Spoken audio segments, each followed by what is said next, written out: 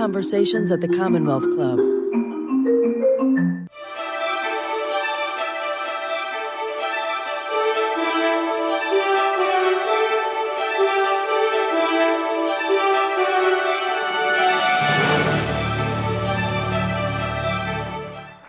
Thank you. Yeah. Hello and welcome to the May 2nd, 2022 edition of Week to Week, the political roundtable from the Commonwealth Club. I'm John Zipper, your host for Week to Week and the Vice President of Media and Editorial for the Commonwealth Club. It is great to see you. I mean, I can't really see you because the lights are shining in my eyes. It's great to hear you Great clapping. to know you're there. Yeah. Conceptually, you're here in the room. Glad to have you here. Also glad to have the folks listening and watching online. But it's kind of nice to see us all kind of slowly get out of our hibernation from the pandemic and come out. It's like in Washington, they held their first White House Correspondents' Dinner for the first time in 2 years, and it gave President Biden his chance to describe this audience of journalists as, quote, the only group of Americans who have a lower approval rating than I have. I think he enjoyed being there. Well, let's get started by showing some approval for our panelists tonight. I'll start on the far end with Dan Schnur. He's a professor at UC Berkeley's Institute of Governmental Studies, Pepperdine University's Graduate School of Public Policy, and the University of Southern California's Annenberg School of Communications. Can you leave something for somebody else? Jeez. He's also the host of the podcast, or the webinar, excuse me, Politics in the Time of Coronavirus. So welcome back, Dan.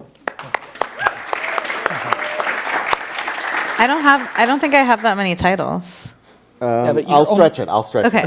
Marisa Lagos is the correspondent for California Politics and Government at KQED. KQED stands for... and she's also the co-host of the Political Breakdown podcast. So good to see you again, Marisa. Thank you for having me. When I need to, I'm going to go to this guy to help get a professorship.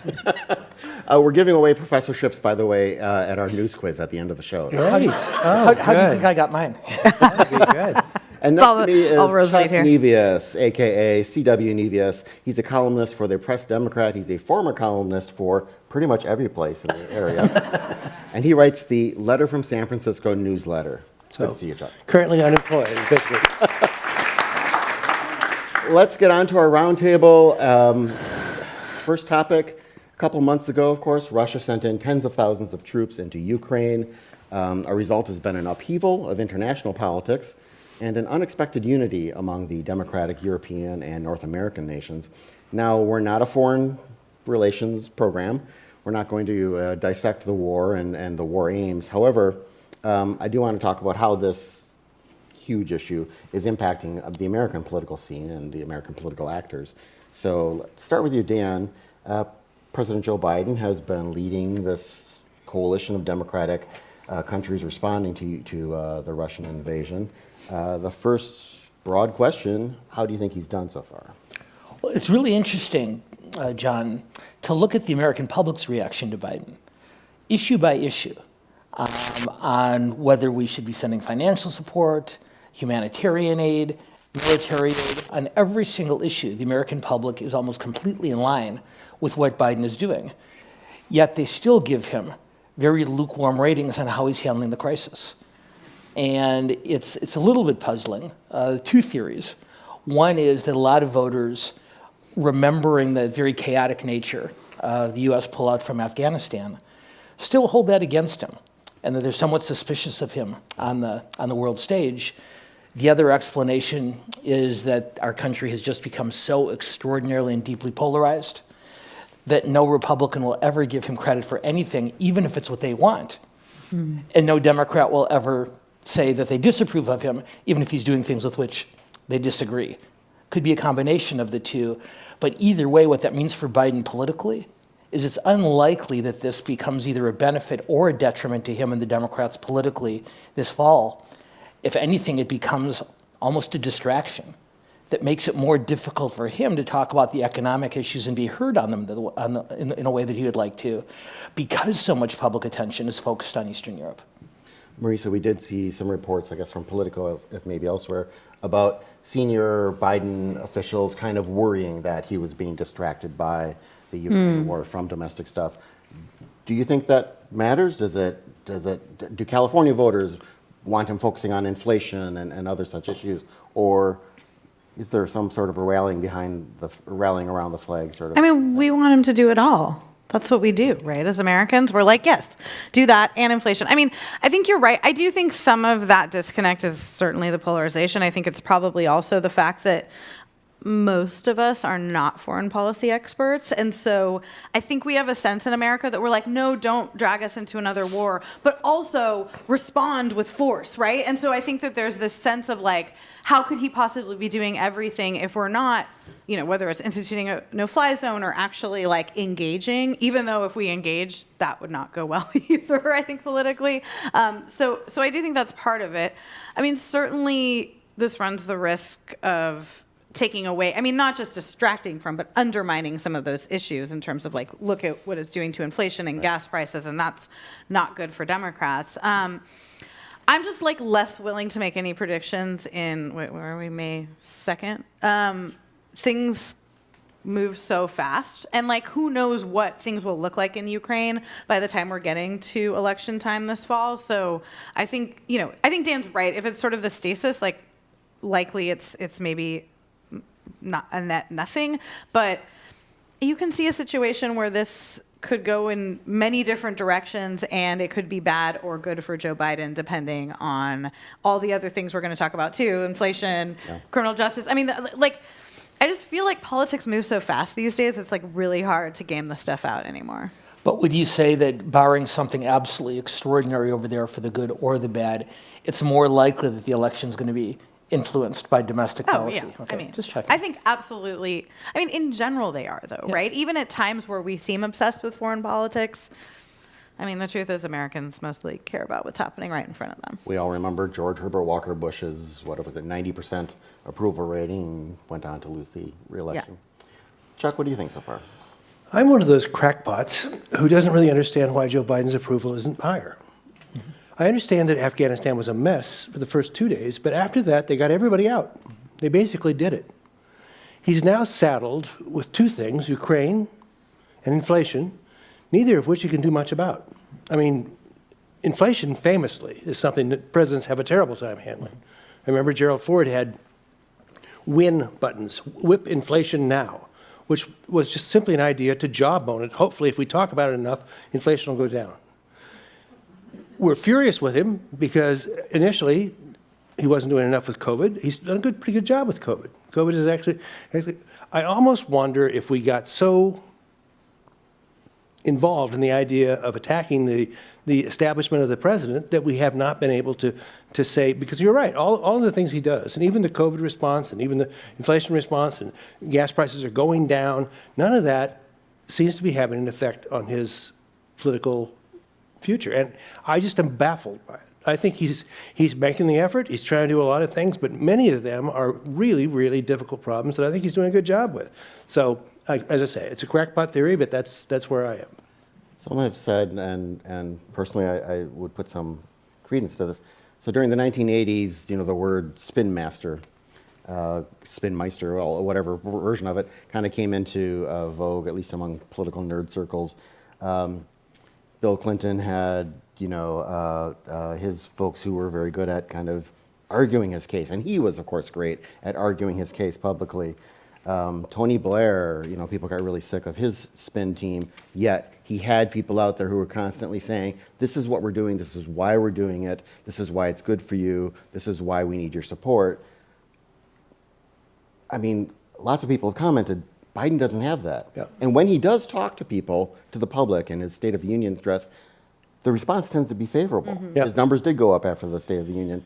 But he doesn't have his war room. He doesn't have his spinmeisters out there. Or if they are, they're very quiet. I think they're out there, but like the landscape is so different now. Like you have to consider just the fact that like Fox News exists and all they do is spin things for, well, we can debate who they're spinning things for, but it's certainly not Joe Biden, right? and I think that, and then that has fractured into even more extreme. You look at the OANs and the America First.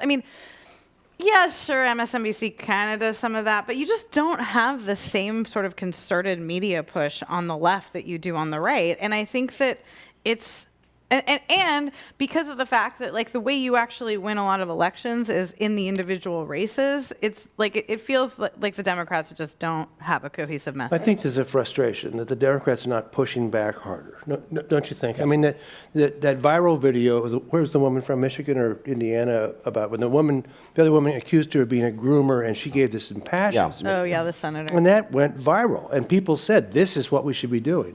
Now, is that what we should be doing? I don't know.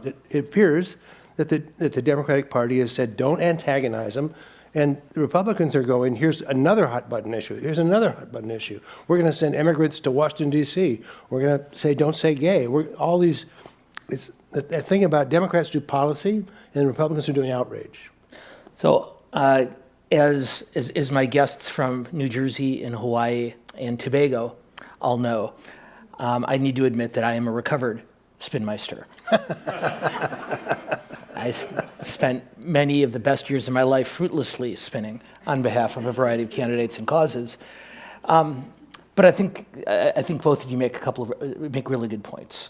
One, this is a more fractured media universe, and even if you look past Fox and MSNBC, a social media era means that everyone is a spinmeister. Mm-hmm. And so for the type of people who had credentials a generation ago to appear on cable television and pontificate about what a smart thing or a dumb thing the president was doing, they don't get heard to the degree that they once did. Now, I don't know that it's a partisan issue completely, Marisa. No question, Fox occupies what I'll just diplomatically call a unique place on our media landscape. But Barack Obama and Bill Clinton managed to marshal those forces on their behalf. And for Joe Biden, with the exception of Jen Psaki, who very valiantly and lonely fights from the White House podium every day, you really don't hear that. The term I'll use is not spinmeister. You don't hear that echo chamber. And one thing I know we'll talk about more when we get to domestic policy tonight is because a lot of the divisions in the Democratic Party over immigration, over criminal justice, over other issues have gotten so deep, it means that the people who would normally be echoing the Biden message either aren't doing so or aren't doing so as strenuously. So I think your core point is the right one, John, but it's got less to do with political hacks and more to do with the party that's figuring out exactly which of several directions to go in.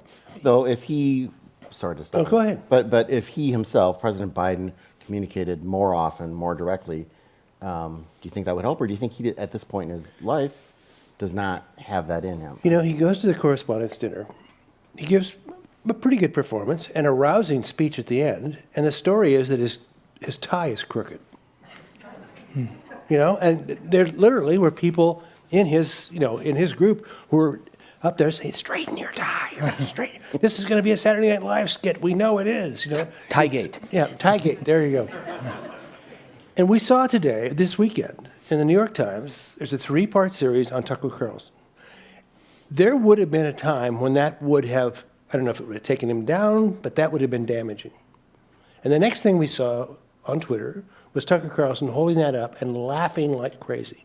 For anyone who hasn't heard about it, briefly, this series was about... The New York Times is writing a 3-part series, and it is long. This is pages and pages of taking the authors watched over 1,500 episodes of Tucker Carlson. Poor things. I mean, I know. Can we just give a shout out to those American heroes? And bonuses are on the way, I am sure. I agree. Or they watched one episode 1,500 times. They Well, really yeah. Probably the same.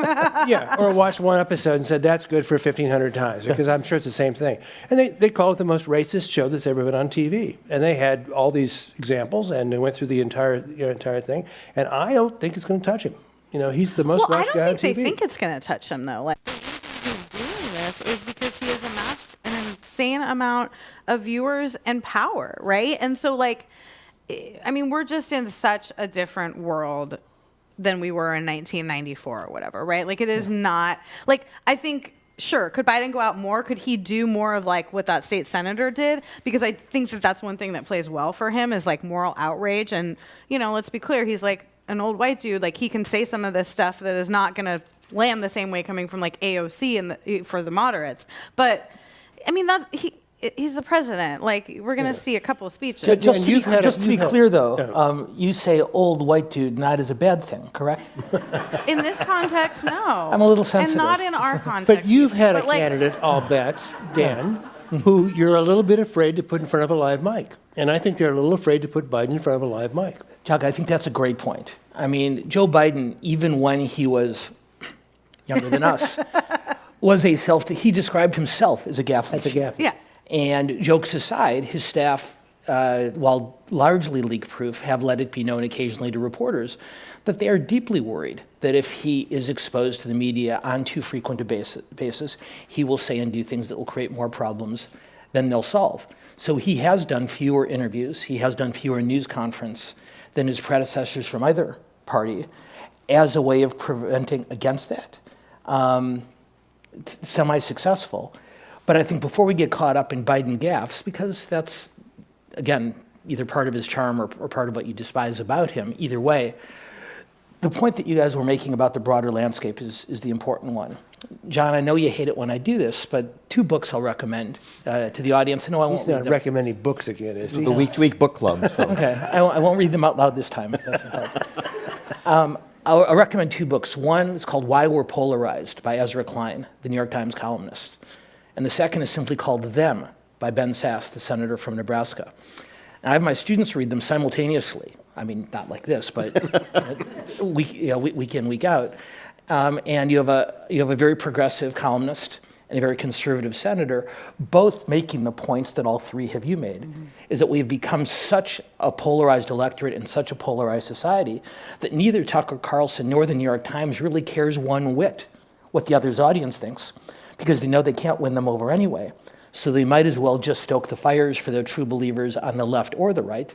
And not surprisingly, the politicians who talk to the New York Times or to Tucker Carlson follow their cues. I want to push back on that, though, because what the New York Times is doing is journalism, and what Tucker Carlson is doing is outrage. So what I should do, though, is clarify that I'm not equating the two, not by any stretch of the imagination, and I'm sorry if it came across that way.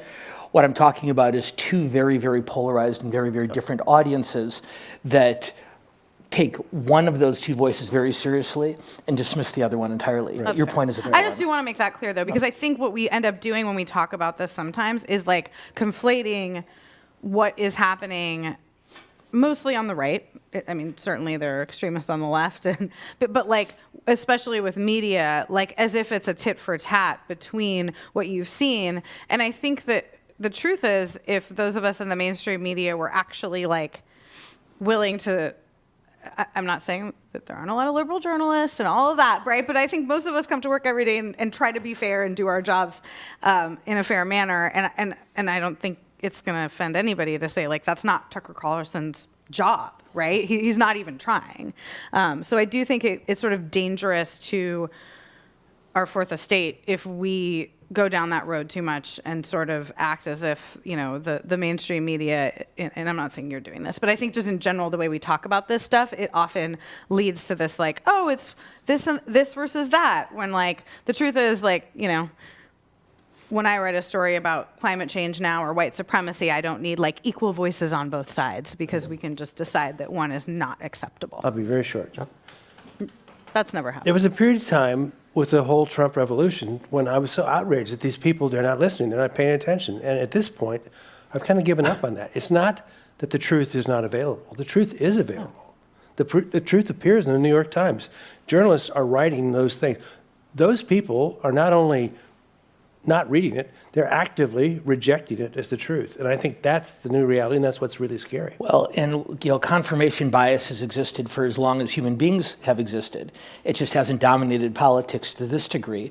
If what I hear, the new piece of information I hear, reinforces what I already believe, then I will accept it.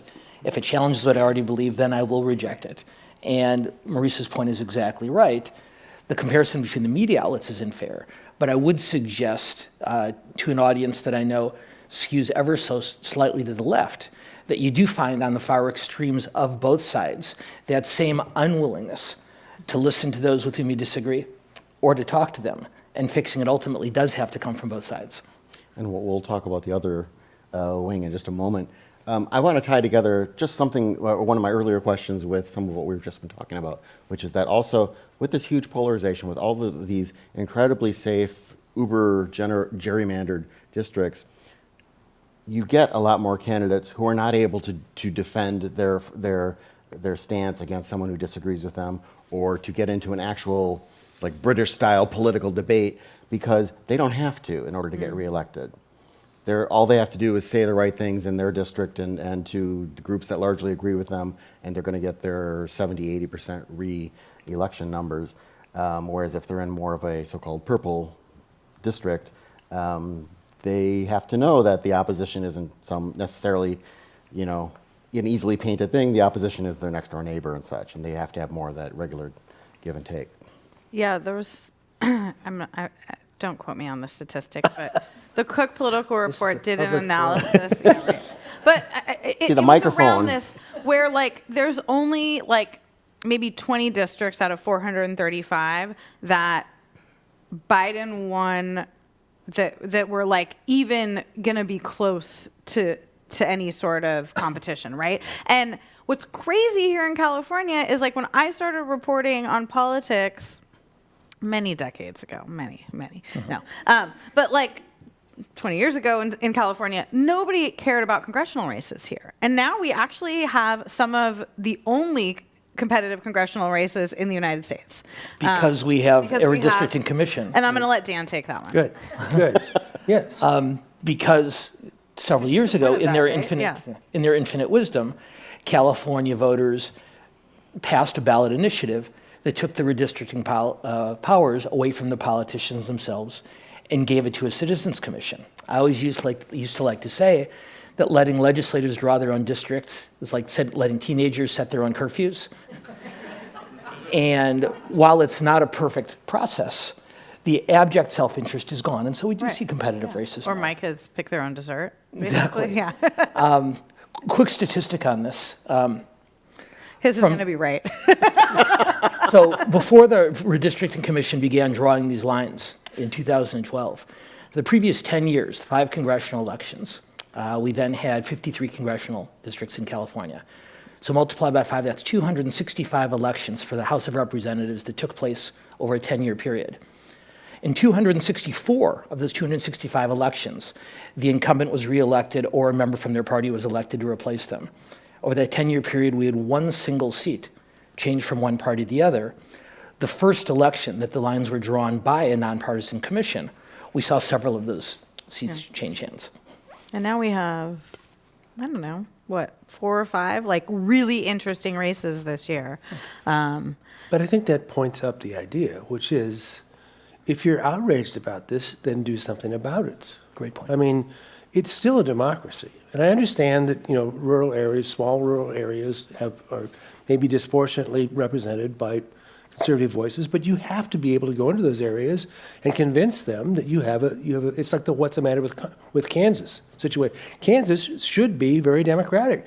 Many of the values of Democratic candidates should be Kansas values, and they're not. And those people got together and said, we need a redistricting commission. I mean, what do we have? Something like that. That's what we need, okay? Don't Democrats vastly outnumber Republicans in the United States? Isn't that true? No. Oh, It's actually roughly even. is it? But if you didn't see it, I'd recommend for those of you who don't have the time to read 2 books between now and tomorrow morning. Oh, he's doing There's it a again. terrific op-ed in this morning's New York Times by 2 young women in Maine who talked about the Democratic Party's challenge in rural communities and was making precisely the same point you were, Chuck, which is you can't convince people of something unless you're willing to talk to them. And that is a lesson for both parties. Change it. It's a democracy. Yeah. Okay, so rural areas tend to be very, very polarized on the conservative side. Liberal areas, San Francisco, very, very polarized on the left, and the progressive, which we'll just say is the further to the left side. In that framing, let's discuss the recall election of San Francisco's District Attorney, Chesa Boudin. Oh, nobody has any opinions about that. None whatsoever. We should However, talk about that. in June, San Francisco voters will decide the fate of the DA, who came into office in January 2020 on promises of decarceration and alternatives to jail. A year and a half later, after he was elected, Bodine could be replaced. So Marisa, I want to start with you this time. You've been moderating debates. You've been interviewing these folks. Tell us how we got here. How did 18 months after he was in office? How did he much face- time do you have? I mean, starting back in the 80s, John, we had, no, I mean, but seriously, like this, I do think if we can all just for a second put aside our personal feelings about Chesa Boudin, this is part of a long story in America about criminal justice and criminal justice reform. And I think that folks like Chesa Boudin and George Gascon in LA are kind of coming up against a moment that has been, 30, 40 years in the making. I will say, as somebody who's covered Chesa Boudin for several years, I think in some cases he's made his own situation as well, as all politicians do. But just talking about the kind of landscape here, we had a state that until 10, 15 years ago was just putting everyone else to shame in terms of per capita incarceration. We had a Supreme Court order to overturn that, and that led to a lot of criminal justice reforms of recent years, and I think a real rethinking by a lot of folks. On the left and the right, if you all recall, Grover Norquist was among the people who helped push a lot of these initial reforms in the early 2010s. And it often came from kind of differing points of view. From the conservative point of view, it was a lot about resources and whether we were kind of spending too much money on prisons. I think on the left, there was an agreement of that, but also the sort of human cost of things.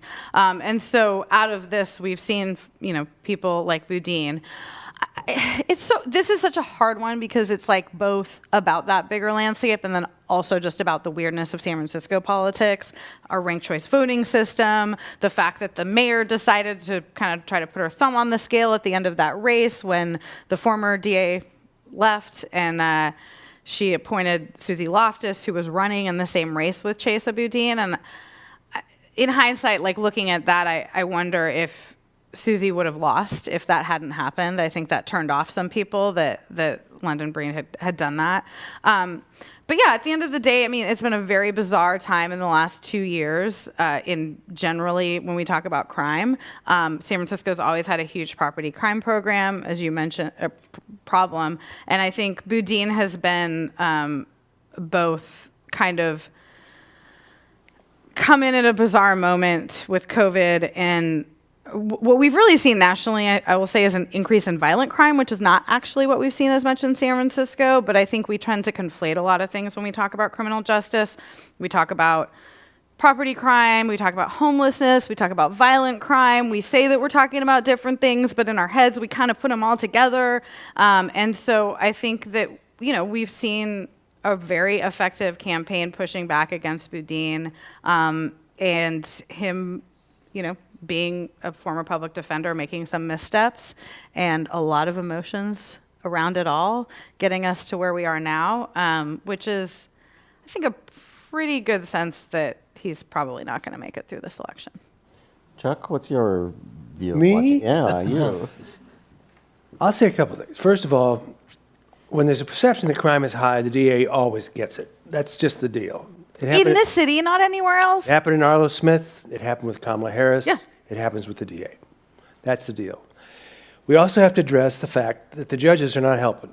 A lot of the decisions that they're making are not helpful decisions for Chesa Boudin, for the city. They're often very lenient. They're releasing people.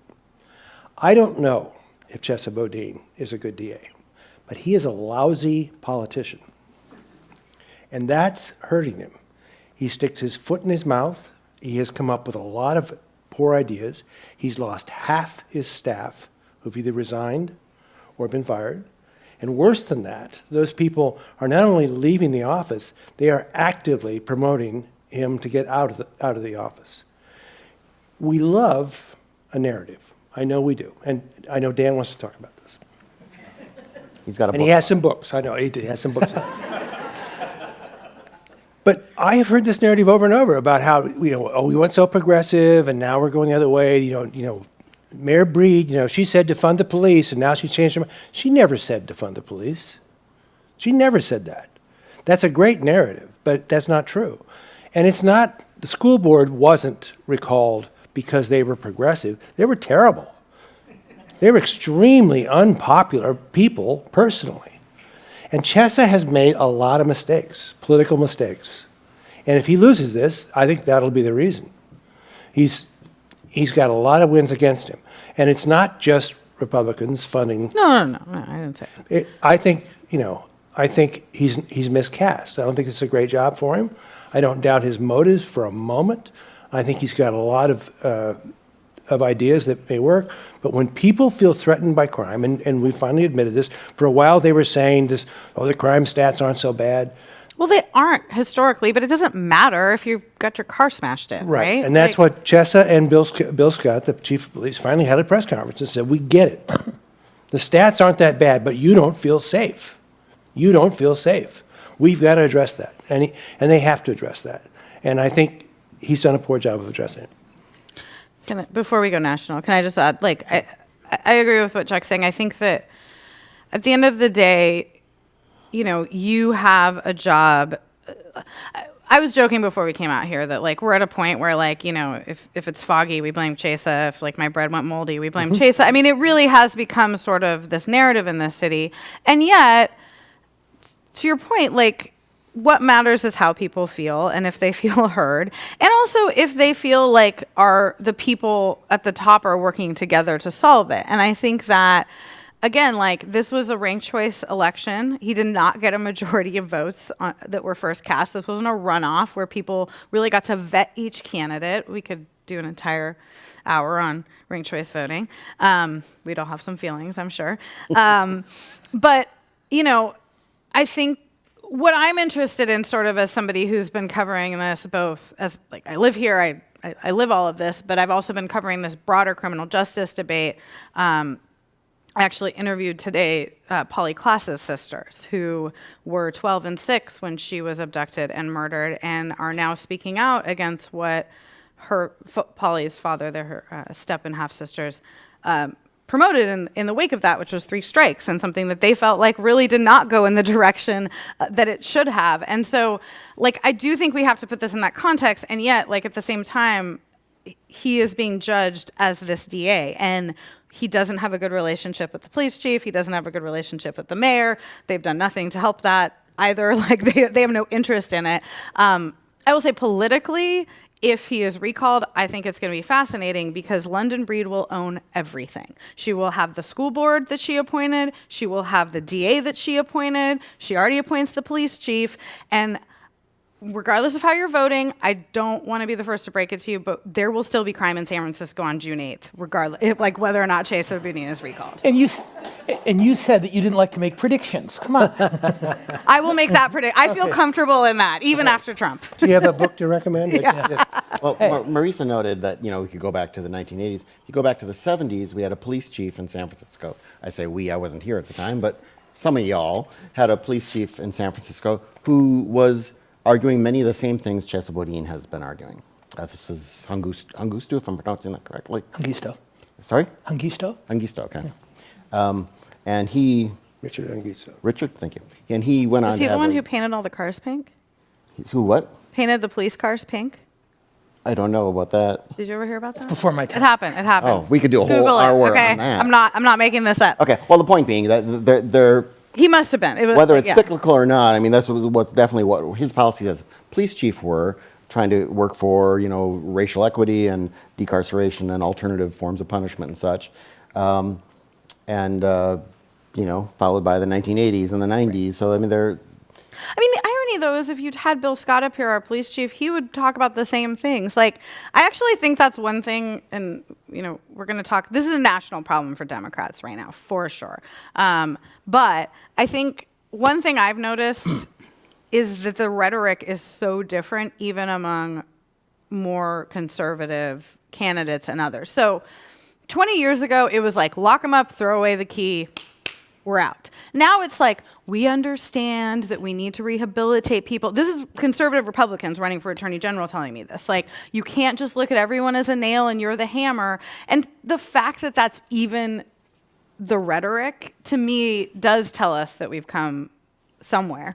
I don't know where, but Dan, So I think Marisa, your point about looking at this in a national context does make a lot of sense. If you think back, it's been just almost exactly 2 years since the deaths of George Floyd and Breonna Taylor. And think about the roller coaster we've been on this issue since then. In 2020, Boudin's election here, George Gascon's in Los Angeles, Lori Lightfoot's in Chicago. There's examples all over the country of a group of mayors and district attorneys getting elected on a very restorative justice type of platform. And my own feeling, as albeit a former Republican but a longtime independent, is I think the Democrats did what both parties are exceedingly good at. They overreacted to an opportunity. And the next thing you know, you had this huge defund the police argument going to the point where the President of the United States said 3 times in his State of the Union address, not just once, but 3 times, fund the police, fund the police, fund the police, essentially playing defense on the issue because the conversation had moved so far, so quickly. And what we're seeing now, not surprisingly, and the same thing happens when Republicans overreact on an issue, is a shift back toward the center. I don't know that Boudin or Gascon could have been elected if they were running this year instead of in 2020. And so what you're seeing now, and Marisa, you make the exact right point, not a return to the late 20th century, lock them up and throw away the key. I remember after 3 strikes and you're out passed. Then some of you may remember we passed a 1 strike and you're out on certain types of violent criminals. And at one point had a state legislature on the floor of the state Senate saying sometimes 1 strike is too many. And It was like minority report. many getting just very scared about what you did before a strike. So we're not going back to that. And we have a mayor's race in Los Angeles now where I'm only barely exaggerating when I say the only 2 issues that are being talked about are crime and homelessness. And what you're watching is not the lock 'em up the message. What you're essentially watching from the more centrist of the candidates is a message along the lines of, we need to address these questions more aggressively, but we don't need to sacrifice who we are in order to do so. And it was a more measured and a more careful and more balanced message than we heard during the last tough on crime political wave, and I don't know where I it know. goes either. How do they actually put that into policy? Can I just connect one dot here, though, which is the defund the police thing? Sure. There are people in the Democratic Party, even some elected people, who said abolish police in 2020. But the right did a very good messaging job of painting the entire Democratic Party with that, of making it an either or, right? Because if you talk to, again, not necessarily the most extreme activists, but I would say a lot of people, they're not actually on the left arguing that you need to, end policing or anything like that. They're saying, does it make sense to send an armed officer to a mental health call? There's a lot of nuance in there, and we're not good at nuance in politics. And I think that the fact that Democrats are so much on their heels on this is really less of a actual policy debate of anything that got instituted, and more of a messaging debate about how you talk about this, and again, which is benefited by the fact that you have these types of conversations in cities like this, and people like Michael Schellenberger running for governor and talking, and really people positioning themselves, again, also in the DA's race, to say, oh, well, I'm a progressive, and I'm interested to see kind of how that plays out, because if these folks who are, critical of Chesa Boudin, who are running against the governor from kind of the center, if it all plays out, that's not actually where the policy will go. It won't go to nuance, right? Well, you have Biden has called for a very substantial increase in funding for police training. The whole idea is to spend more to make sure police do their jobs as well as they can, respecting the rights of citizens, as opposed to the kind of excesses we're seeing. Right. And to your point, neither party has any idea what to do with that. The Democrats are confused because it's not defund or more fund. Republicans look at that and they think it's tough on crime, but they're not sure, so they just say he's old, and that's that. Right. But the irony is people his bow tie's crooked too, by the way. I mentioned that. I would just say 2 things. One is nobody saw that George Floyd video and said that's how policing should work. Nobody for Villanueva. Nobody saw that. Nobody saw that. They killed a guy right in front of us. And that caused a reaction. That caused a reaction against police training. There's no question. There's no question. And that has to be done. And the other thing I'd say, just to get granular, is Chesa Boudin did win the election. He did beat Susie Loftus, but there were two moderate candidates. Nancy Tung was also a moderate candidate, even more to the right than Susie Loftus. And that split the vote. And he won by a very narrow margin. So the idea that he had a huge amount of support coming into this is really not true. Now, he got the job, and he could do what he wanted with it. And as I said, I feel like he's made some mistakes. Well, you also said earlier that he may or may not be a good district attorney, but he's a lousy politician. What you're talking about here is something all politicians do. Every single politician I've ever seen, state, local, national, Democrat or Republican, the one thing they all have in common is once they get elected, even if it's by the tiniest and the slimmest of margins through recount after recount, Right. they think a week after the election that they were giving the broadest, most sweeping mandate for the most radical change that they could ever imagine. Right. And Right. Boudin did that, but he's certainly not unique in that regard. Although, did he? Like, I think it's an interesting question. Like, I don't know. I think you can question, like, the competence, whether he has the right people in the jobs, all of those things. But the data does not bear out that anything super dramatically different is actually happening in San Francisco. The Chronicle has done an incredible job digging into it. And I just think that, again, back to your point about how do people feel? When we talk about a lot of politics, and especially something like public safety and criminal justice and things that affect you, like your family directly, right? I mean, way more so than most of the stuff we're talking about national politics. It doesn't really matter. It matters how you feel and what your sort of like visceral viewpoint is. So There's been a fair amount of reporting saying that the Asian American vote in San Francisco strongly was behind the recall, supporting of the recall. The San Francisco Standard did some looking at the numbers and saying, well, the turnout of Asian Americans wasn't are particularly. you talking about the school board? School board or the I'm the sorry. DA? I'm sorry, school board. Yeah. Right. But I'm going to tie Although these two together. probably also I think that's also- getting this on the yeah. ballot, yeah. Yeah, because actually that was kind of the point I was getting at. But just with the school board, their turnout for that recall wasn't necessarily higher than the past normal election for it. However, and this was the quote from the person who gave him that statistic. Those Asian Americans in the city who came out to vote for that special election, quote, sure as hell voted for the recall, unquote. There's been a lot of Asian American energy behind recalling Chesa Boudin. Right, They've been and- focusing not on the general crime thing, but on some very specific cases of people killed by people that the DA released. Yes, yes. People who had been Well, the- arrested for felonies, and they were released on basically wear The something. McAuliffe story is the one that, McAllister? yeah, that George Gascon, as he left office, they had McAuliffe in custody, and they felt like they were offering 20 to 25 years in prison, and he was released by Chesa Boudin. It's a terrible, terrible situation where this guy went on a kind of a reign of terror where he stole a car, he had waved a gun, he was impaired. you're conflating a couple He things. ran into two women and killed them. Yeah. I think also the Asian community says we have been attacked, and Chesa Boudin, this guy who was pushed down in the Sunset District, an elderly man was pushed down and killed. And Chesa Boudin said, yeah, the guy was kind of having a temper tantrum. He was kind of having a bad day. That's, whatever you do in terms of prosecution, that's not the response. That community wants to be heard that we're concerned.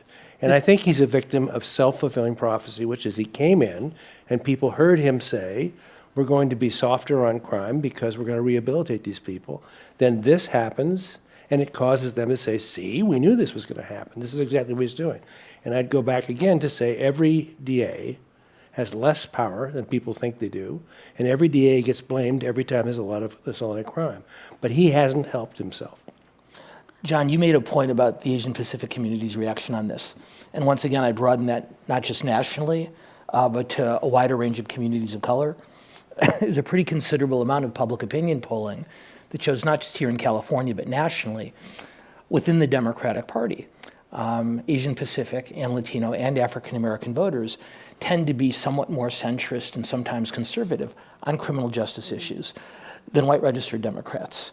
And this is one of the keys that helped Joe Biden get the nomination. When Jim Clyburn and other African American community leaders rallied to his side, that he was more of a classic centrist Democrat, and that ended up being a very reassuring message. These are all communities that obviously voted overwhelmingly Democratic in the past, and I think in all likelihood will for the foreseeable future and beyond. But criminal justice issues really does present a more complicated challenge for Democrats here. Bodine is seeing it here in San Francisco, and the Democrats in Congress are navigating exactly the same challenge. And why is that? Because these are the communities that largely are most impacted by crime, right? I mean, a lot of our policies in California historically were driven by, and I will say one thing, I've actually been doing some deep dive into this McAllister case, and I do think it's more complicated than just Chase will let this guy out. I mean, as all are, and I think it speaks to that old adage, like anecdote makes bad policy. It does. Like we should not be using one case in general to write our laws and policies. But at the end of the day, you know, if you look at what we understand about crime, which is shockingly little, honestly, about like what drives it, especially violent crime, what we know is that actually like policing makes a bigger difference than prosecuting, right? Criminals don't generally like pull out a calculator and work out like what the enhancements could be and how many years they might face. But if you have a certainty of being caught, regardless of what the punishment is, you're less likely to commit a crime. And so in a weird way, that should be a sweet spot, right, for Democrats to say like, okay, we can embrace good policing. We can talk about the way to, you know, train police officers better and to have them work with the community and partner with them so that we aren't showing up with our guns drawn at a mental health call. But yeah, I guess I'll just go back to that we don't do nuance well in politics and that a lot of this, you know, it's very easy to point to one horrific case in which give you another two example. families There are lost. others, I mean. I have other examples. Of course. I'm And just there are saying, a million. But you he's could also not do handling those this for. But things you could well. also do this for Anne Marie Schubert in Sacramento and point to individual cases where she did not press charges or where, you know, take that horrific shooting. Why wasn't that guy in jail? She's blaming Prop 57. Well, she didn't go for the kidnapping. I mean, the bottom line is if we look at criminal justice through a prism of individual cases, it's very easy to litigate really any side of them. He needs a And, good answer you know, to that, and he hasn't had one. Yeah. Well, and this But gets that's back- politics, right? Not, yeah. And this gets back to Chuck's earlier point about narrative. If I were to ask you how many African American men in this country died at the hands of police officers over the last 10 years, I have to admit I would not know that data point, and I don't know that many people here would also. But we all immediately recognize the name George Floyd. And whether it's George Floyd and Willie Horton and Breonna Taylor on crime, whether it's equally appalling issues being used to highlight an injustice on the left, Stalin said, you know, one death is a tragedy, a million deaths is a statistic. And so turning it into a narrative, into the kind of storyline that you're talking about, for better or worse, is the way we make public policy, not just here in San Francisco, but in most democracies. Yeah. Okay, well, on that note, let's move to another topic. And not all news is bad. Oh, It's not good. all Oh, war and good. insurrection and Oh, good. Johnny Depp and Amber Heard. I mean, for example, I here in can't the weigh in on that. here in the state of California, we have a state budget that is in good shape, perhaps spectacularly, if temporarily so. So one recent estimate put California's budget surplus at $68 billion. There are a whole bunch of countries where their individual GDPs is less than $68 billion. So start with you, Dan. How confident are you that the Solons in Sacramento will handle that $68 billion with wisdom and long-term planning? It's a bit of a leading question, What I do? And yet, but I'll bite. I think they have it nailed. I think they have it nailed, absolutely. Great. Well, our next topic. good, okay. No, I mean, Settle that. already, we've seen the state's legislative analyst, the bipartisan observer of these things, warning that in 2 or 3 years, these incredible surpluses will turn into deficit. And they are all but begging the legislature to rely on one-time spending as opposed to making ongoing commitments. The problem, if you're a politician, Democrat or Republican, is if you spend money on one thing or cut taxes once, you get credit for it once. If you spend money on something over and over again for many, many years, you get credit for it over and over for your entire political career. So just the natural hunger of politicians is, let's spread this around, even given a fiscal reality a couple of years off, that it might not be the best idea. The most interesting part of this discussion, which I'd love to hear both of your thoughts on it, is the argument over the gas tax. You know, obviously, gasoline prices are high across the country, even higher in California for all sorts of reasons. In many other states around the country, including those led by Democratic governors, there's pretty considered debate going on about whether to suspend a gas tax, whether to reduce it, how else to put money back in the hands of motorists. And here in California, just like on criminal justice, we see two different Democratic parties arguing different sides of this. The Republicans have no relevant voice in this, but you have two Democratic parties arguing about whether or not cutting the gas tax or suspending it is a good or a bad thing. The argument being that on one hand, gasoline prices are incredibly high, and this could be a good way of helping working class voters. But then you have another group of advocates who understandably argue that if gasoline prices are lower, more people will drive. That will impact our climate change agenda. So the question really comes down to, I think in the eyes of most voters, how far do you drive every day? If you live in a larger urban area, like most of us do, LA or San Diego, we probably don't drive that many miles each day, and we have some alternatives available to us. So it's really easy to say, well, let's let these prices stay high, because that will discourage driving. That is something that's good and when it comes to fighting climate change. On the other hand, in Eastern and Northern California, where there is no such thing as mass transit, where people have to drive much larger distances to work, those additional costs get pretty stultifying. And so the longer-term question about $68 billion could, put us all to sleep if we went into enough detail. But I do think this argument about inflation and gasoline taxes is something worth keeping a particular eye on as they move through this over the next several weeks. To me, it would almost seem blindingly obvious. You've got people, like on crime, they might be focusing on very specific things that may or may not be reflective of underlying things. That's another argument that, well, we've kind of already had. But on inflation, lots of people are really focused on the gas tax. And so it would seem that, I'll make my point and I'll shut up in a moment, but it would seem a really easy political decision to say, we're going to suspend this or reduce it or whatever, or give you a rebate or whatever to help you for the duration of this gas emergency, let's call it. And the fact that they're not just kind of reminds me of what Rick Wilson says, that Democrats are holistically bad at politics. But they are doing, let's be clear. Okay, so they haven't done it like immediately, but the governor proposed that they give a rebate, and his May revise comes out on May 13th, and this is when they're negotiating what that looks like. So I don't think a gas tax holiday makes policy sense, because there's no guarantee that oil companies pass that on. It's also the Wall Street Journal. If I can interrupt for just a second, though, Newsom's plan is not to cut the gas tax for just that reason. It's to give a rebate directly Yeah, that's to the what I was going to get to. Right. Yeah. So, but what Republicans are arguing in Sacramento is you need to, suspend the gas tax increase in July. Guess how much that is? 3 cents a gallon.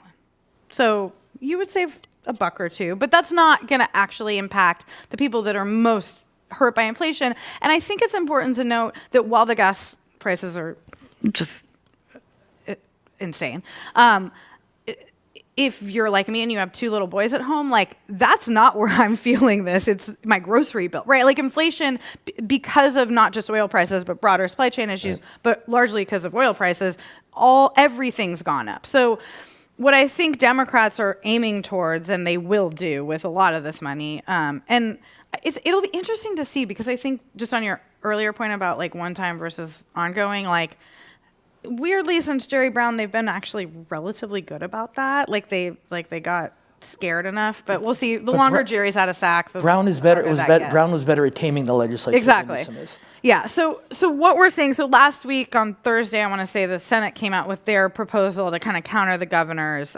His was a more targeted rebate that would be, something like $400 to each taxpayer if you have a car. They want to go broader. They want to say it's like $200 a person in a family. You don't have to have a vehicle to get it. You get more if you're, poor. It phases out if you make over $250,000 a year as a couple. They're trying to do what Democrats do, which is to kind of target this a little more. I think something like that will happen. I think the question is is it enough? Does it actually play politically?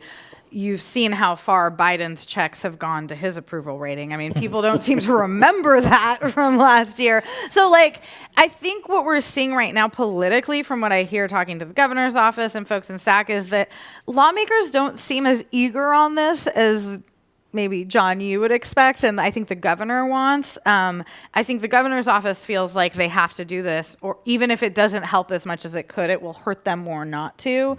But I do think the gas tax holiday is a real kind of squishy area when you talk about good policy, because not only there's no guarantee that consumers feel it, it punches a huge hole in our infrastructure budget. And, we all just spent 25 years waiting for an infrastructure bill. And I'm not, because you actually convinced me on the whole idea of there's no sense there's no promise that gets passed on anyway. But I mean, wouldn't the point be some of that $68 billion goes to replace, if you were to do this, would go to replace the money lost from the gas tax holiday? That's not what they want to do with the money. That's not sexy. But Marisa makes a great point. Gas prices are up, so are grocery prices. So are rents. The difference is when I drive across town, I don't see the cost of bread and milk in really big numbers on every street corner, which makes it a much bigger political. I love this. Right, and also you gonna answer that now? It's a reminder to feed my dog. Oh, is your dog okay, Chuck? My dog has to take a pill every night at 7, and I keep forgetting. Focus. So I set an alarm, and it was a stupid alarm, so I set it to a Joni Mitchell song, so it'd be more fun to listen to. And now he made fun of me for talking about books. Spend the last 9 minutes talking about Chuck's dog. And now, when my dog hears the river, she runs over and sits down because I'm going to feed her a hot dog with a pill in it. That was the best anecdote we've heard tonight. Sorry. Let's be real. You were saying, Dan. You've forgotten what you were saying. I think it was something about Joni Mitchell, but I really don't remember. Well, I'll throw in something here. Okay, well, actually, we're nearing the end of everything. So let me kind of ask an exit question, Life. which is, Planet. in the 2020 elections, what do you think, so what do you think will be the big issues?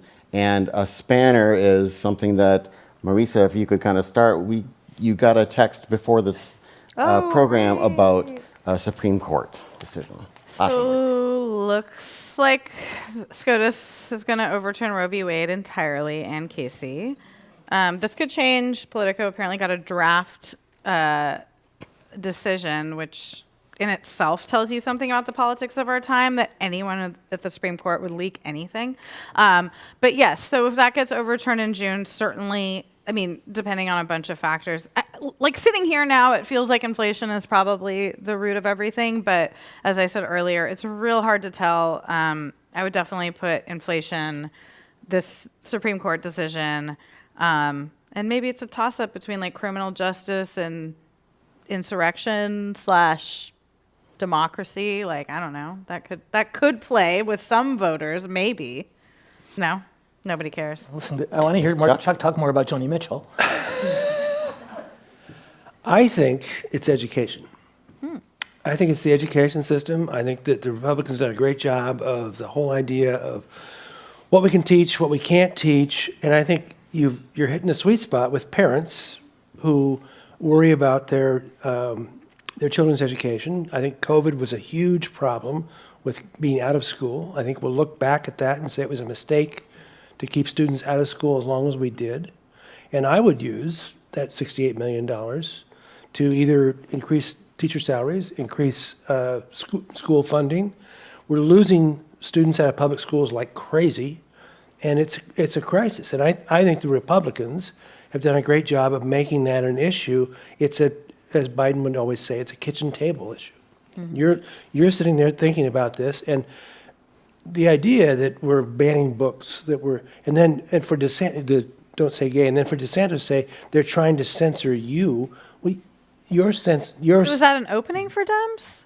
It might be. I'm skeptical of the abortion issue because I think a lot of people feel like that's what's going to happen. We stack the court. That's what's going to happen. I think it's going to turn it over to the states. And I read something the other day that what we haven't really paid much attention to is there have been 43 different bills in blue states supporting the right for an abortion. I think, again, if you don't like it, do something about it. You know, if that really is upsetting to you, then do something about it. Elect people who will support that. And I think that may happen. I don't know if it'll be a national movement. Dan? So let's just assume, for the sake of grotesque oversimplification, that there are four kinds of voters in the world. There are married men, married women, single women, and single men. Those are the four voting groups divided, obviously, by gender and marital status. Married men, maybe not in San Francisco, but in most places around the country, are the most reliable Republican cohort in the electorate by far. Single women, by far, are the most reliably Democratic cohort in the electorate.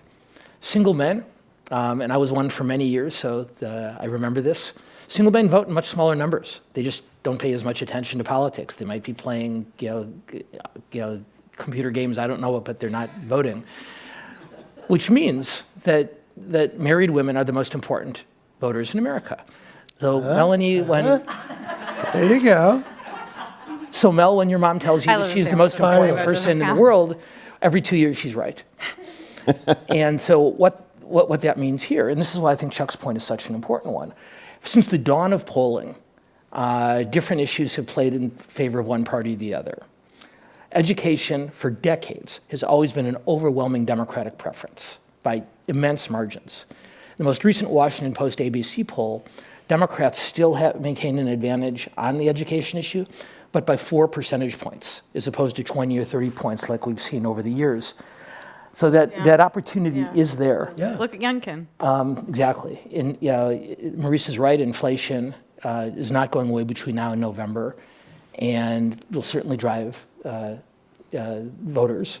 Immigration will be the issue that Republicans use to motivate their voters to the polls in this debate over the so-called Title 42, whether sending asylum seekers back to Mexico because of concerns about COVID is splitting the Democratic Party right now, even worse than criminal justice issues. But Marisa only raised it briefly, and it is something we'll all read about tonight or tomorrow morning. Politico did report just before we came on, as she said, that the Supreme Court is preparing to issue a decision not weakening, which had been the common expectation, but actually overturning Roe versus Wade. And what I would suggest to you is that for all the reasons that Democrats are likely to lose Congress this fall, the president's approval ratings, the historic tendencies of voters to support the out parties, inflation, immigration, crime, and so on, the one thing, other than perhaps Donald Trump going back on Twitter, the one thing that could help the Democrats maintain their majority is an absolute overturn of Roe v. Wade to motivate pro-choice voters in a way that has not been the case for many years. Over the years, pro-life voters tend to go to the polls more on the abortion issue than pro-choice voters. And the supposition is, particularly among younger voters, and particularly among younger female voters, they've never lived in a world without Roe v. Wade. So it's an abstraction to even comprehend such a thing. But a court decision that stark, also- if it holds, Yeah. I think And your could point actually about be the one married thing. women is really interesting because the most likely person to have an abortion is someone who's already had children. So that is probably married women. That's interesting. Well, So thank there. you, all three of you. We're now going to do our news quiz, and this is the first news quiz in 2 years. So I'm going to ask the same questions I would have asked in February of 2020. You know what? It may not be different. No, Wendy is going to be our prize deliverer. We've got some big Ghirardelli chocolate bars, some bags of milk chocolate. So I'll put that there. In your fancy bag. For those of you who have not been here before, here's how we do it. I'm going to ask a question. If you think you know the answer, raise your hand. I know you're eager to be out and just shout out answers and things because you've been, stuck inside. Please don't. Just raise your hand. I'll call on you. If we could maybe raise the lights in the room, that would help me. Because otherwise, That would help. I'm kind Dim of like ours being at interrogated here by There we go. the NKVD. Hi. So anyway, if you get the answer correct, Wendy will give you some chocolate. If you do win, please then just listen to the rest of the folks and give them a chance to win. Okay, first question. 73-year-old rock star Ozzy Osbourne has been diagnosed with what? It's actually probably exactly what you would expect these days.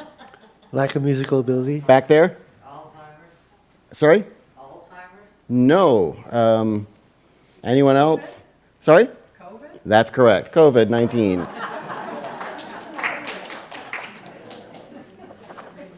Okay. Do I remember 2 years ago that the questions were more interesting? Okay, he wants more interesting questions. Okay. A British member of parliament resigned after admitting he watched adult videos where? Right there in the front. Sorry? In Parliament, the House of Commons. Wendy, right over there. Is that better or worse than the party that the You just Prime said you Minister wanted it threw? interesting. Yeah, I don't. Okay. What sports celebrity has been sentenced to 2.5 years in jail over bankruptcy charges? Sir, right there? Boris Becker. Boris Becker, that's correct. In newly released comments from a 2021 deposition, former President Donald Trump said he feared for his life if what was thrown at him at his parties. Pineapples, and in fact, Trump said he feared protesters would hit him with tomatoes, pineapples, and other, quote, very dangerous fruit at his campaign rallies, So that's declaring, worth quote, one-third you of can it be price. killed if that happens, unquote. I mean, the pineapple seems like the most dangerous out of those, Right. right? Has anyone thrown a pineapple at a rally? Anyway, we have a winner back there.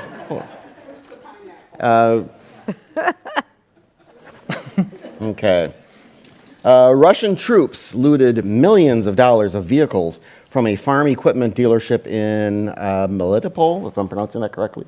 Probably not. In a city in Ukraine. And they sent this equipment to Chechnya.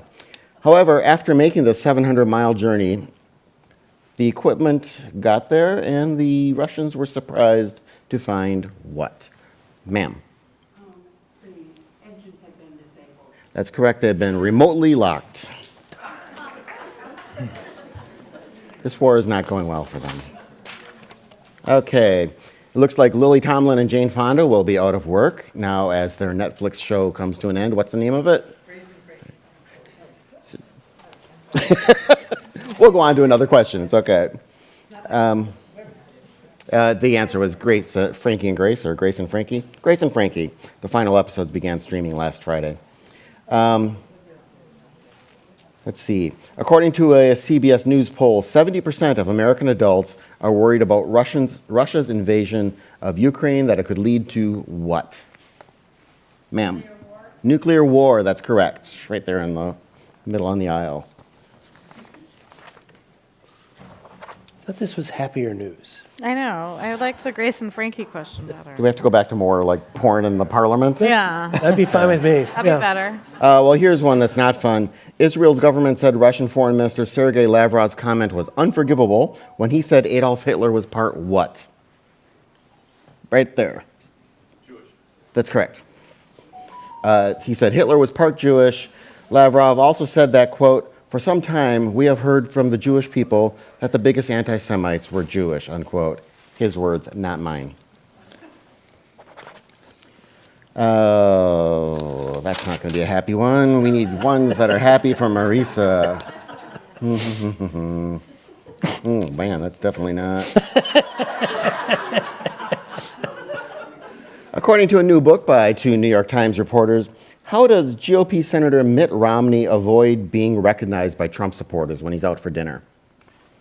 Do you see the story today? No. Anyone want to make a guess? Yeah? No, but close. No, a great answer. One more try. I don't see any. Okay, he wears hats. Yep. I think they both deserve a candy bar. Well, mask or let's see. My Pillow CEO Mike Lindell might want to buy a Tesla now that his new account has just been banned on what platform? We had gotten through this whole thing without Right there on the edge? Elon Musk. Twitter, that is correct. His previous account had been banned.